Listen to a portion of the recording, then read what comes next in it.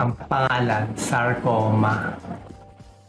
Very rare, marami tayong sarcoma sa atin. Pero yung ganitong sarcoma nagtatago na very aggressive, very big.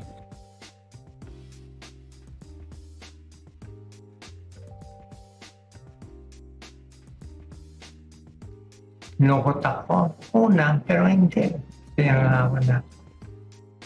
May purpose pa ang Diyos.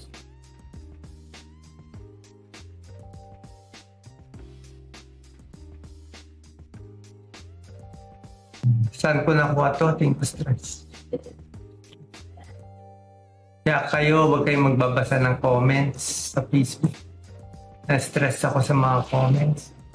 Na-stress ako sa mga bashers. Kahit konti na na-stress ako. Na-stress ako kasi hindi tunay lahat ng sinasabi.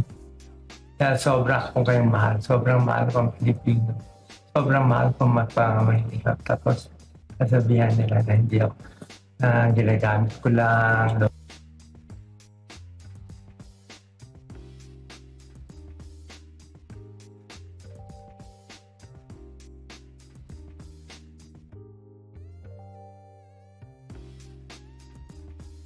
Three days chemo, I wait 3 weeks, 3 days chemo, pray, nagagaling. Pero sabi ng doktor ko itong sarcoma, mahirap na kalaban.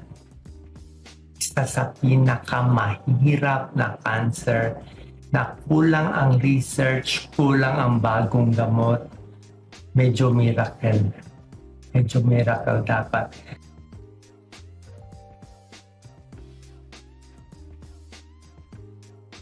Pag doon anytime will die, dito siguro we'll see. Pero ako kahit ano naman mabuhay, hindi mabuhay, okay na sa akin.